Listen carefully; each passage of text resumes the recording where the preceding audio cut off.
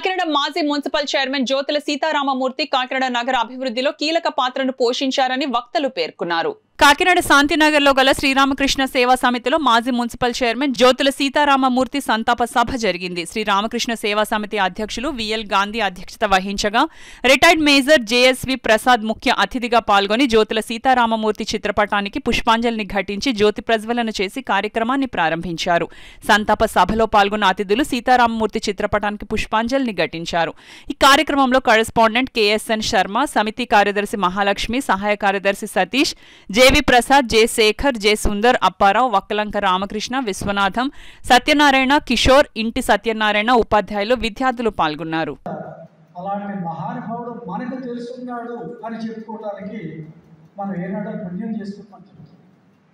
సమాజంలో ఎలా ఉందంటే ఒక గొప్పవాడు ఎవరైనా తెలుసుంటే వాడు మాకు బాగా తెలిసి చెప్తాం, తెలిసినా తెలియకపోయినా. అదే ఒక పేదవాడు కానీ కొంచెం పరిస్థితులు బాగా లేకపోతే వాళ్ళకే మాకు సంబంధం లేదండి, నేను ఎప్పుడు చూడలేదండి, ఎప్పుడు వినలేదంట. ఇలాంటి సమాజ పరిస్థితుల్లో జ్యోతుల సీతారామమూర్తి గారి గురించి తెలియనటువంటి వాళ్ళు ఎవరు లేరు. ఈ జనరేషన్ కూడా తెలియజేయవలసినటువంటి బాధ్యత. ఈ రామకృష్ణ సేవా సమితిలో మనం ఇక్కడ కూర్చున్నామంటే అనేక మంది ప్రముఖులు, ఒక్క పేరే గారు మనం చెబుతాం.